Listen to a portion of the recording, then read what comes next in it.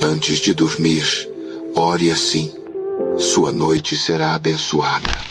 Senhor, nesta noite, eu coloco meu coração em tuas mãos. A tua palavra diz em Salmos 4:8: em paz me deito e logo pego no sono, porque só tu, Senhor, me fazes habitar em segurança. Eu descanso nessa promessa. Eu descanso em ti, Senhor. Visita agora cada área da minha vida que está inquieta. Acalma meus pensamentos. Silencia o que tenta tirar minha paz. Quebra toda ansiedade que insiste em me perseguir. Onde houver medo, derrama tua presença. Onde houver cansaço, derrama tua força. Onde houver lágrimas escondidas, derrama teu consolo. Jesus, guarda o meu sono.